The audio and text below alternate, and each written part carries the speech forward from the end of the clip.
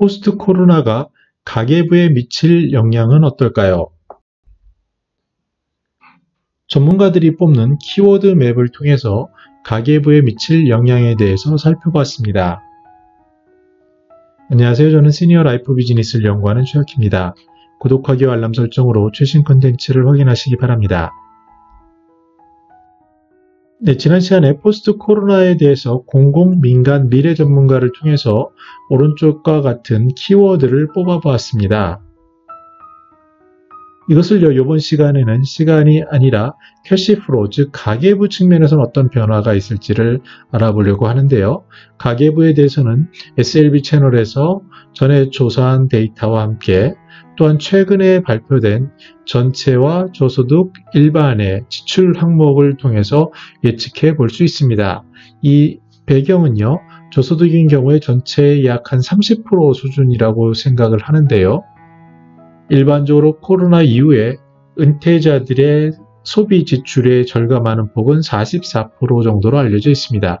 근데 만약에 이것보다 더 심해서 30%로 줄어들었을 때 어떠한 가계부의 변화가 있는지를 보고자 하는 건데요.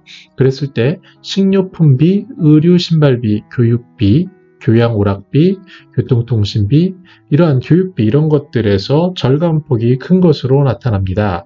이러한 것을 앞에서 말씀드린 키워드 맵하고 매칭하면 어떤 효과가 있을까요? 크게 세 가지 정도가 추스려지는데요.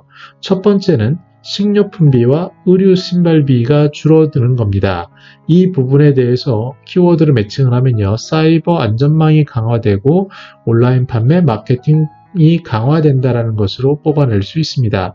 다시 말씀드려서 코로나로 인해서 대면 접촉이 어려워지기 때문에 특히 젊은 사람들의 상황을 보면서 식료품이나 의류, 신발을 구매하는 것을 온라인을 통해서 구매하는 것을 간접 경험하게 되고, 또 일부 시니어들은 해외 직구 같은 것도 이미 하고 계시는데요.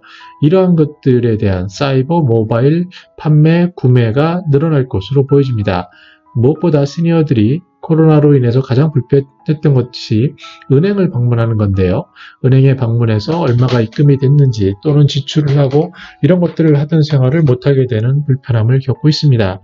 근데 이에 비해 은행들을 가보면 요새는 모바일 전용 뱅크 이런 것을 지향하면서 더 이상 대면으로 하는 부분이 굉장히 줄어들고 있음을 알 수 있습니다. 따라서 점차 그리고 피싱이나 스미싱 이런 것들에 대한 불안감과 더불어서 비대면 생활이 강화될 텐데요. 그 방향성은 사이버 안전망이 강화되고 온라인 판매, 마케팅 강화 이런 것들이 더욱더 자연스러워질 거라고 볼 수 있습니다.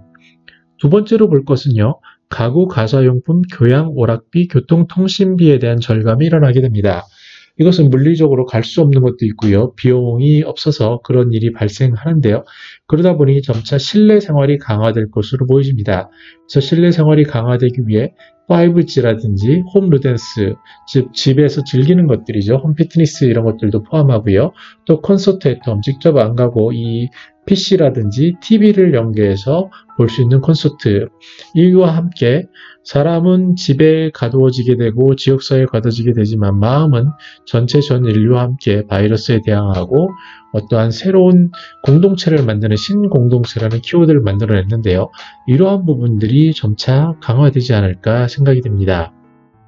세 번째는요, 교육비도 줄일 수밖에 없습니다. 시니어들이 50대, 60대가 돼서도 직장을 꼭 찾고자 하는 강렬한 욕구 중에 하나가 아직 자녀 교육이 완성되지 못하고 자녀의 결혼에 대한 준비가 완성되지 못한 것이 가장 크다라고 답변되고 있습니다. 그런데 만약에 어쩔 수 없이 현금 흐름이 줄게 되면 교육비도 줄게 됩니다. 특히 요즘 초중고생을 두신 분들은 잘 아시겠지만 집에서 온라인 교육을 하게 되는데요. 여기에 대해 점차 익숙해지게 됩니다. 따라서 점차 원격 교육이라든지 블렌디드 러닝이라고, 즉 일부는 온라인, 일부는 직접 그 학교나 교육 현장으로 가는 이런 것을 믹스된 형태를 지향하게 되는데요. 이런 것들에 대한 경험을 할 겁니다. 직장인들 경우에는요, 트위터인 경우에는 아예 대놓고 더 이상 원치 않으면 사무실에 안 나와도 된다. 그리고 제가 아는 지인들의 대기업이나 이런 데서 이런 얘기가 많이 있습니다. 더 이상 우리는 어떤 빌딩이 필요하지 않는 것 같다. 그리고 종사자인 직장인들도 그런 얘기를 많이 하죠. 실제 생각보다 스마트 오피스가 편할 수도 있구나. 이러한 생각들은 점차 강화될 것으로 보입니다. 그래서 그 꼭지점이요. 온라인 교육, 스마트 오피스 이런 쪽으로 강화되지 않을까라고 생각을 합니다. 네, 그럼 정리해보면요.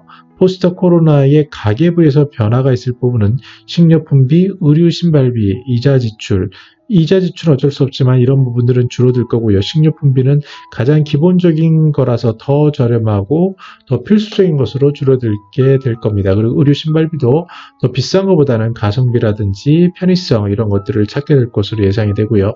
실내 생활이 늘어나면서 가구 가사용품이라든지 교양 오락비, 교통통신비에 절감하는 실내 생활 중심적인 것으로 변하게 되고요. 교육비도 영향을 미쳐서 비대면 교육에 대한 것들로 관심사가 조심스럽게 옮겨가지 않을까 생각해 봅니다. 네, 그러면 이런 환경 속에서 공통적으로 주는 키워드가 있습니다. 뭐냐면 시니어들 입장에서는요. 디지털 리터러시, 그러니까 이제 모바일을 활용하는 법에 대한 그런 니즈가 필수적이 됐죠. 그래서 꼭 배워야 되고 배우고자 하는 동기도 강화될 겁니다.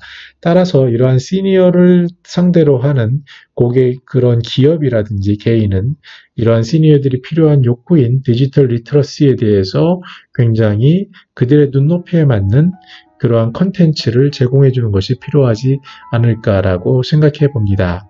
네, 이상으로 포스트 코로나에 미칠 키워드는 어떤 것이 될 것이고 그게 시니어의 생활시간표와 그리고 가계부에 어떤 영향을 미칠지에 대해서 3부에 걸쳐서 살펴보았습니다. 저는 더 나은 시니어 삶 공동체를 연구합니다. 감사합니다.